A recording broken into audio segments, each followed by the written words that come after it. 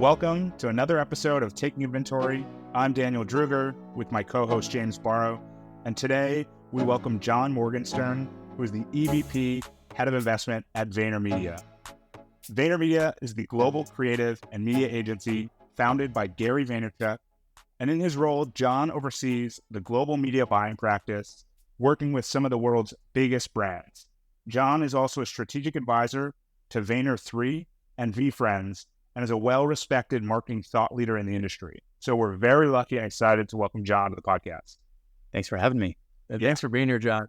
So, I think a good place to start. So, we've crossed paths with Jon for like a decade now, I think, maybe even more.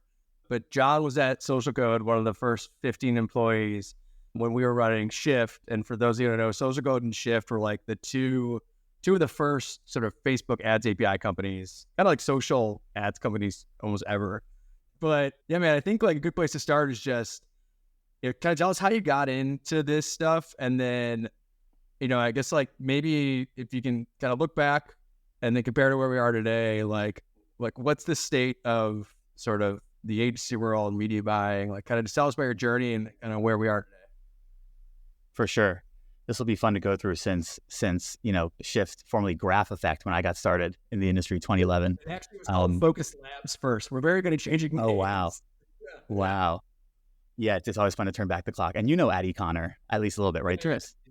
Yeah. Yeah, so I started Social Code in 2011. Addie Connor hired me. She was my boss mentor to this day, just like the rabbit I chase in terms of just shops and just like true like intuition. Like you say something to her that's like your best thought, insight, something you found, and she immediately like jumps 3 steps ahead and is talking about like, the next chess move, and it's like, damn, you're good. So I was lucky to learn a lot from her. But start off 2011, paid social was like completely the Wild West. I mean, it was buying Facebook fans through everything was the right hand rail. There were no newsfeed ads of any kind. Everyone on Wall Street was complaining at the time that Facebook didn't know how to monetize mobile, which I remember vividly. And so when I started, it was smack in the middle of the first or second American Express Small Business Saturday, which if you remember back then was a huge deal. And Social Code was brought on to build like the largest Facebook page in terms of fans, in history for a brand for Amex, and had the dollars to match. So first day I come in like in a suit, to what was totally a like scrappy agency that was not necessary. Sat down. Addie pulls up Power Editor, which is now Meta Ads Manager, but was extremely buggy, extremely different in terms of how it looked. Remember, it didn't like the internet. You like it was all just basically a glorified bulk upload tool. Exactly. Yeah, exactly. You like push, bulk changes. She was like doing the quickest run through of the ads UI ever. Just like, okay, this is what an ad set is. Okay, for budget, she was daily budget. Okay, put in 100,000. And I literally said, is that real money? And she like, cackled and was like, yes. You can only buy on impressions or clicks, but also back then it was just 100 by 100 images on the right-hand side, or sponsored stories, which was just like, your friend likes this page, you want to like it. So the variables were basically tons of square images that you could choose from a stock footage library or some Amex pre-branded stuff. You could write basically your own copy, and there would be some sort of approvals, but it was 90 characters. You basically had carte blanche, and you could basically target whatever you wanted. Addie was running a contest it was 4 of us, 4 of the media analysts who could drive the most scale each day at the most efficient cost per fan. And immediately I just got hooked. Like playing a video game sort of energy is what I would describe it. You were fresh. You see that like this target you push something out to with this creative was just like taking off for whatever reason. Sometimes because of like ad serving weirdness, sometimes because you really found something. And also the gamification of it all, like seeing how much I could squeeze out, since as you guys know, like you can literally never be done optimizing or testing or doing more. I just got super into it and knew it was for me, and also felt very powerful. Like you're kind of, because now people know more. I mean, Facebook, elections, the digital ads platforms getting so colossally huge, monopolistic. People know more about how the sausage is made. But back then, just knowing what was targetable, which was like, everything, and then what you could track in terms of like driving conversion behavior, it was just like, this is insane. Once I started getting to direct response campaigns, I got 800 people to like buy this thing yesterday, like by like choosing, it just blew my mind. It still does. And so fast forward to today, joined Vayner after, was at Source Code 4 years, joined Vayner, been at Vayner over 8 years. All of the other paid social platforms came along in the Source Code days, then Google, Amazon, my purview, widened and widened. I've always stayed close to the weeds. Like Gary still has me run all of his personal paid media for the Gary V brand and his family businesses and other things where we're our own client. He'll like text me the creative. We'll do audio ads. He'll just voice memo me the audio ads he wants. I'm like that scrappy, and it keeps me fresh on certainly like the TikToks, YouTube Shorts, Metas of the world.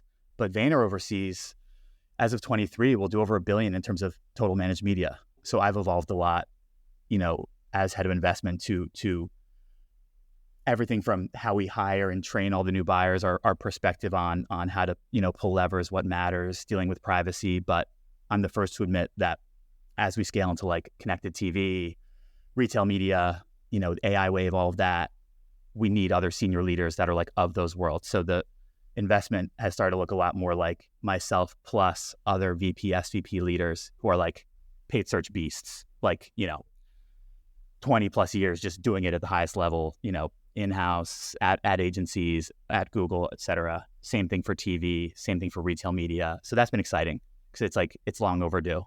And our whole thing is creative plus media integration. And as creative becomes the variable more and more, that's proving to be a good thesis. And Gary has been adamant about it since day one. So the majority of our clients do some form of both creative and media with us. We have some that are media only, some that are creative only.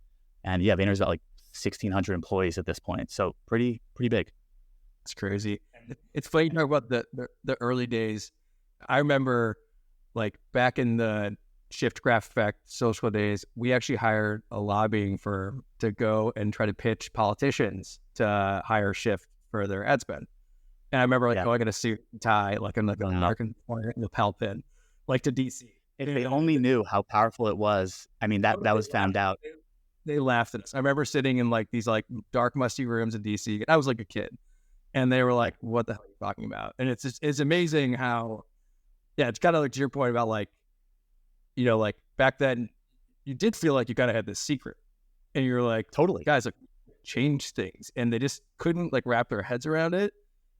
It's wild. And I wonder now if you got to look at like where you guys sit, given that you were so early on the creative plus media side, do you kind of feel like in a weird way, it's like another version of that where you're like, this creative thing is everything. Like, is there a sense that you guys like, I don't know, what's especially given the AI stuff, like, do you have a point of view of, what's the new secret? Yeah. I mean, like, especially in social platforms or any, platform that is in the harvesting of attention game where like their eyeballs in every second is like the thing, versus obviously analog other media sources where the feedback loop isn't quite that cutthroat. But in the AI era, and the kind of eye-opening piece really was on the organic distribution side, the TikTokification of all things, which is another full circle sort of thing of organic used to matter. Then Facebook really killed the narrative, like truly. To now it's a whole different, you don't even need followerships anymore. 92%, I think is the latest stat, 92% of content anyone sees on TikTok is non-followed people that they don't follow. And obviously creative is literally the sole variable there in terms of organic distribution. And now it's increasingly clear, and Gary's, been adamant about this too, that like organic really is like training an altitude, I would say, of like to break through any organic Reels, TikTok, Shorts, algo organically. If you can do that, then the paid that can follow, like paid tends to be correlated, and that's a good kind of like filter to pass through. Gary said this at Cannes in his keynote, like media has covered up a lot of like mediocre creative for like decades. And there was a time where that was fine, where in the heyday of paid social and social for D2C and all of that, like it was just such a good deal that you kind of just, you guys remember that like classic D2C looking creative that's now so played out. All the branding looks so much, that worked. But now it's not just about creators and creative and like that next level of like highly relevant, personalized video to whatever audiences you're going after, but it's also about the diversity of that creative. And that's how, like, you guys know, the conversion algorithm you might be targeting everyone on Meta, for example, but it's really functionally hitting. It's functionally like a targeting layer where it's only really serving it to a couple million people based on what who Meta knows is most likely to convert. And like, if you want to open up that pie, it's really a creative game now, more than like, oh, let's just like force serve to this target. It's like, it's not serving to that target because you don't have the creative right. And if you do, with AI, the AI just being that more and more kind of meritocratically perfect in terms of how the ads serve. Meta said this the other day, and I was like pumped because it was like a very like Vaynery thing to say, like creative is targeting, or like creative is becoming targeting. And it's very hyper granular segmentation of ad sets and targets, and is that's giving way to this new paradigm. And it's a lot about like, what can you pipe back to the platforms? What's your data feedback loop look like? What's your pet privacy enhancing technology stack look like? So it's a wild time. I know you guys know this space. So yeah, with the kind of ease of creative tools, and like, as you said, right, the TikTokification of creative and organic, right? There's so much more content and creative being developed, both paid and just individuals.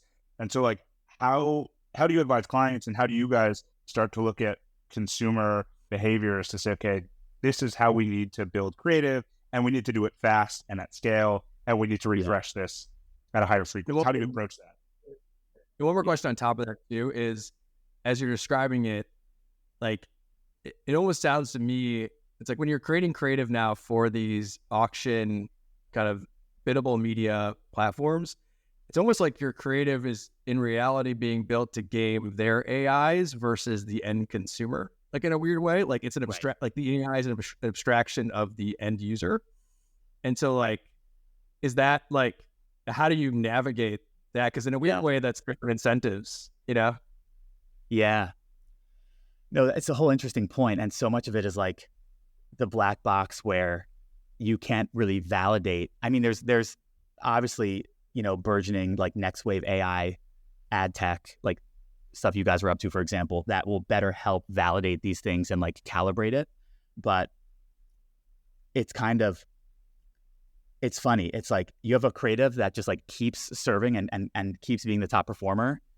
And you're hearing stats from Meta that's like, hey, after 4 impressions of the same ad, like conversion rate starts to drop off precipitously. Like you need to start switching it up to those users. And yet at the same time, their own algorithm is serving, you know, often serving one ad over and over, getting 80-90% of the total spend in the mix. And so it's kind of like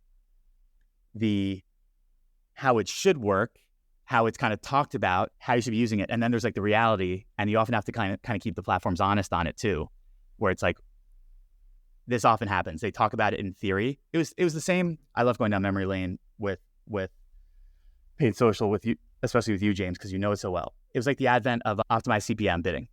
When Meta first stopped doing like manual CPC and CPM bidding for humans, and they're like, hey, this new thing is called optimized CPM. You tell it the conversion outcome you want. It's not pay for conversion, but like it'll wait and start to serve, you know, based on a conversion event. And they're like, it uses ML. It's better than a human can do. It has access to way more signal. And it was like, yeah, in theory, that totally. It did not outperform the legacy system to start because it needed to train, it needed to be calibrated. But then over time, obviously, now it's like you'd be out of your mind to be not using, you know, Meta's conversion objectives and all the potency, value-based bidding and all of that. So there's a bit of that too, like how it should work and how it works. And at the same time, it's like, right when you feel like you've calibrated, understand how something works, Meta's like, boom, AI sandbox, all these new features, this is how it's going to be done now. Or Google, you know, goes boom, performance map. And so being able to just like agility and yeah, the speed of iteration versus like going too ham on like marketing science to like try to unpack something, because then it could be dead anyway by the time you figure it out. It's a tough balance to do. It's funny, when we were at Snap, you know, just like we'd always been on the other side, and then we were like behind the walled garden for the first time. And, you know, we oversaw product marketing. And I remember like we had the team put together kind of like best practices. And it was the same thing where it was like, I think these platforms often like there are known best practices and they put them out there. But then if you go talk to the PM who's in charge of delivery and ranking, he or she would be like, no, it's like not how this actually works. works. Right. Yeah. Right. It's like, and it's fair because it's complicated, but Totally. it's, to your point, you kind of have to, in some ways, not listen, I think, until it's obvious, you know? Yes. Yeah. And you totally understand these big orgs. It's like they need all the foot soldiers marching to the same tune. And like, yes, if they didn't push the best practice set, it would be chaos. Many advertisers would have like more subpar outcomes than like them just following the kind of like core playbook. But then you also need to have the confidence of like, hey, the people that can break this like can outperform. But yes, you're kind of going against the best practice. And then that becomes a client thing. There's some clients that like, they just want to go with what the established thing is, like the safe. And this gets to like incentive systems and who their boss is. And then there's like, you know, the real auction jockeys who like, they would hate it if you were just, you know, executing all the best practices. But yeah. With all those changes, I mean, you oversee a massive team globally. Like how do you, or how did you kind of reorient them within the agency and still provide value to your clients and, you know, do it just in a different way, as you said? You know, some clients embraced it, some, yeah, and you just wanted it the status quo. Yeah. Yeah. I mean, obviously like steering the ship, and not just like the agency ship, but all the advertisers, all the client ships, especially in like Fortune 1000 land, you know, you have to be measured in terms of how you do it. But the big one really has been, like someone said to me once, the complexity is the friend of the agency. Whether it's complexity and like you really need to know what you're doing in Google Ads or Meta, like in terms of the granularity specifics, or complexity being like, oh my God, like the different AI tools that are proliferating, like there's so many, they all do slightly different things. Or what's currently going on of like, okay, the duopoly is less of a thing right now. Then it's much more about like, yes, Meta, kind of core Google search and shopping, but kind of modern YouTube, including shorts and CTV, TikTok, obviously, all the rest of non-Meta social, including Snap, Pinterest, LinkedIn, others, CTV, retail media. And so it's like, hey, that Meta is getting more and more streamlined to execute media buyer. Like creative is tougher than ever. It needs to be more consistent, more iterative, diverse. Great. Take that time savings and like, it is still so Wild West on like various, you know, OTT CTV tools, you know, OneView versus Trade Desk versus Roku Ads Manager. Like there's no shortage of complexity there. Performance is way less kind of dialed in and figured out on TikTok. So like tinker there more. And I do think the agency model is resilient because as long as you're at the crossroads of all the changes happening, there's always complexity or nuance where folks really want an outside kind of set of skills to use. So while there are these trends of in-housing creative, in-housing paid search, in-housing search and social, a lot of big brands have for some time now really in-house like the lowest funnel media buying. That at times was viewed as like, oh God, what's going to happen? Digital social agencies, oh no.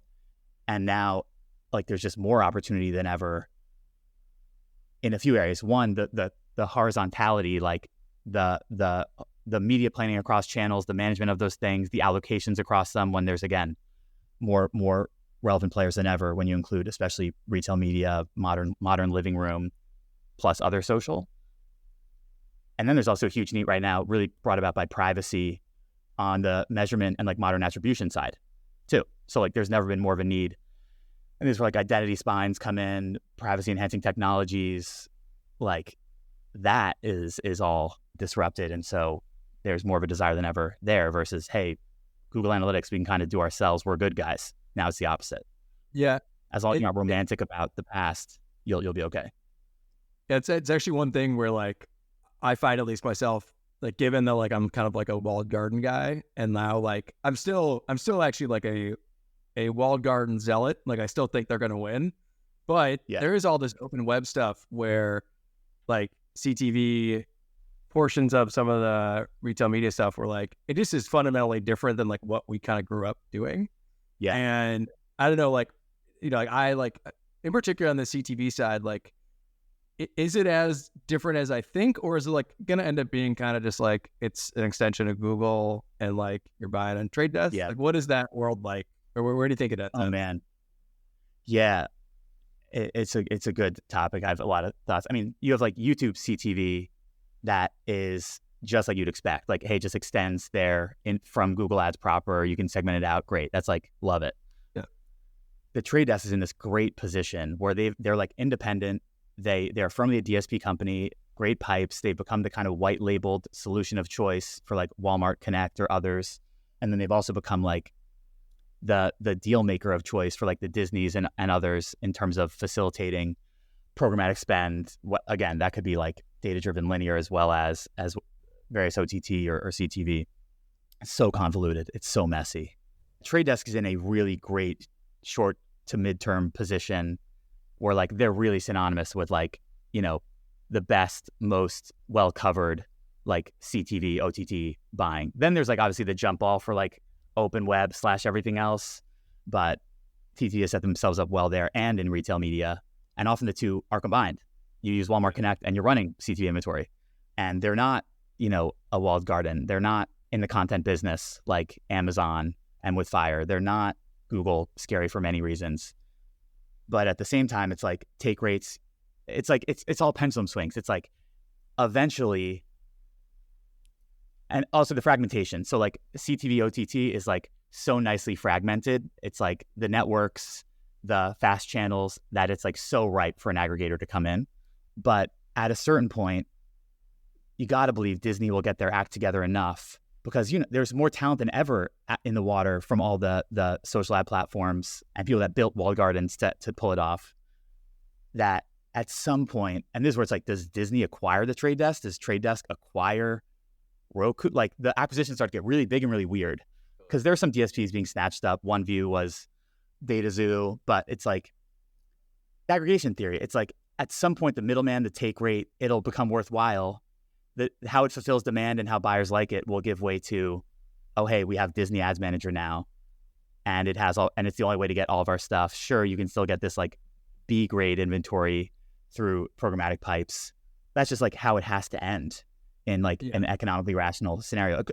The acquisition stuff used to be such an interesting component of this. That's just died down so much since no big player seems to be able to acquire anything. Like, man, talk about how different it would be if Meta had been able to, in theory, like acquire a Shopify versus kind of where things are at now. But how long that takes is a while. Like Netflix is V1 with their ad support through Microsoft, through Xandr. I was bummed because I thought they'd be one of the first to be like Netflix Ads Manager, like totally. Full tilt. And they could have gotten everyone there. That's going to happen. Yeah. Like FBI, one of my first years at Social Code, remember Facebook Exchange, James? Yeah. For retargeting? All dynamic retargeting on Meta was fulfilled by third parties. And then Meta was like, hey, and it was like one of the first things that worked for DR. And Meta was like, oh, hey, like, thank you for your service, Criteo and AdRoll. We just built this thing called dynamic product ads. And it like literally takes the same templatized product feed and then pipes it into us. And we'll do a better job because we have perfect data on it. Oh, and by the way, even if you still want to use Criteo, you literally can't anymore. We have shut off the pipe. And we own the customer now. Like we get to talk to them. Yeah, exactly. And that was history. So like it's funny. Yeah, this is a new phase for me too of like, oh wow, like aggregators, cross-platform, like walled gardens are more of a nuisance, but the pendulum just swings. Yeah. I've tried to like retrain myself a little bit, be more open to it, but I agree. It's like, I do think it's inevitable, but I think it's going to take longer than I think. Yeah. It's so hairy. Yeah. My God, the amount of people involved that get their cut of living room and like, I mean, Nielsen kind of dropping the ball, and then like the loss of just ground truth of like, hey, what the hell is our unduplicated audience? Like I yearn for the simpler days of like, you know, two walled gardens with perfect identity graphs. Slinging Facebook. I know it'd be a good time for linear. Yeah.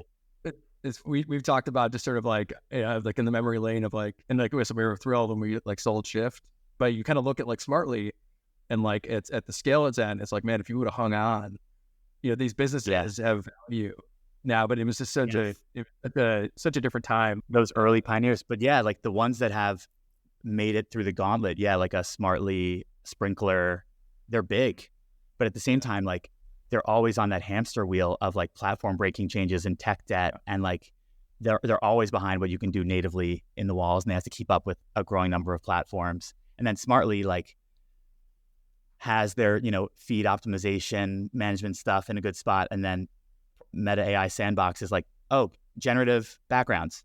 Like you're just in Meta, you put in your product catalog, you go, let me segment a product set of trail shoes and hiking shoes. Oh, and Facebook, add a mountain background to all of these. And Meta's like, boom, done. Okay, now that's plugged into an A/B test against the white background standard. Does it outperform? Oh, hey, Meta then tested mountain, and then they're recommending this other image type to do. Oh, and now they're doing it personalized. And then it's like, now Smartly has to deal with, and that's early. It's like announced, and maybe some huge spenders have access, but it's like pre-day one. But the Smartly is, God bless them, like they're always having to adapt and evolve with those changes, where that service of theirs, like, we'll do those things. It's like, you'll still need that for a Snap. You'll still need that for a TikTok, but I don't envy. We lived it for 2 seconds at Social Code trying to build a cross-platform, social ad tech tool. Yeah. I mean, we built it, and ironically, it just ended up becoming Snap Ad Manager after all of that. Right. Right. It's kind of funny. But yeah, it's a wild world. Okay. John, I know we're running up on time, but if you've got a few more minutes, we'd love to do like a rapid fire few questions with you. Yeah. Cool. Sure. Okay. So we're just going to fire these off. Sounds fun. Awesome. So Web3, bullish, bearish?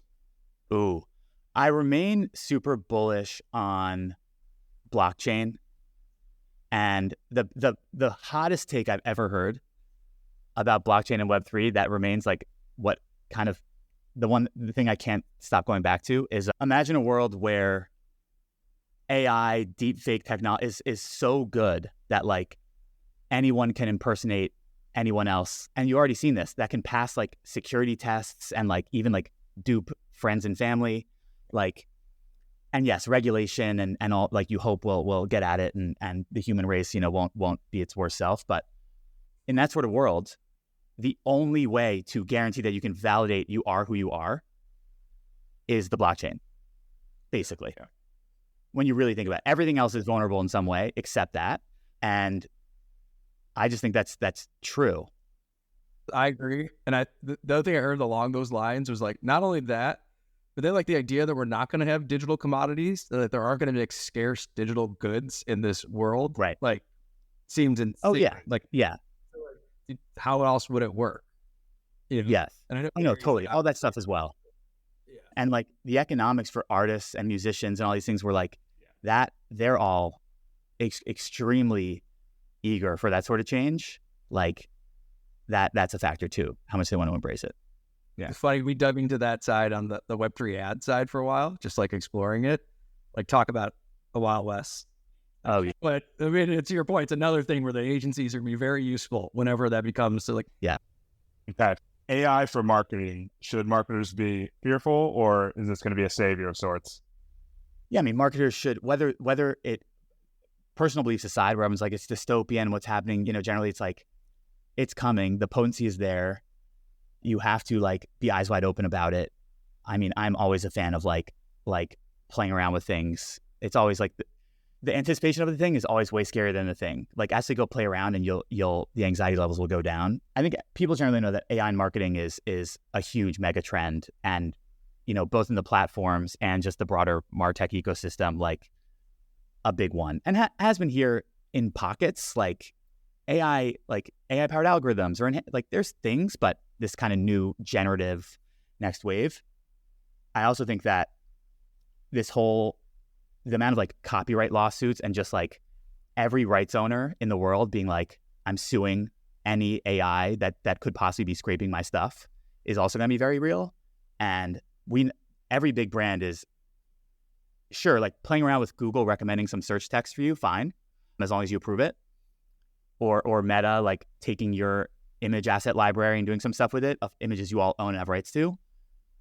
But total blockade on like, oh, we just had DALL-E or ChatGPT like spin up this thing for us to use. Anything that could be, again, exposed to like rights law or whatever. And I think the future for big brands looks like their own custom model with like their own custom first party asset library of stuff they own, like the entirety of like their CRM, their entire site catalog, their CDP, and an AI layer. And then if they want rights of things, they can license it. But it's the right side of it. And that these tools can't even say where they drew stuff from is also kind of crazy. Yeah. Yeah. I mean, that's early days of YouTube, right? Of the rights management. So that'll be a big Oh, yeah. I'm sure. Yeah. Work from home or in office? There's one that we're starting to go back to more in office. I like how we're doing it. It's like 3 days a week in the office and like on a rotation. Obviously, there's exceptions made for like strategic talent in various geos, either for remote work or because like clients are there, but balanced. And I would say return to like 70 to 80% of pre-COVID norms, but also being real about like Monday, Friday, work from home. Like COVID taught us some things about, including travel, like flying everywhere for every meeting with clients and like how little video was really used. It's like we could dial that back a bit. And so it's like 70 to 80% of a return, but taking some of the COVID benefits is my personal belief. Just being in the office, like we're one small step above monkeys.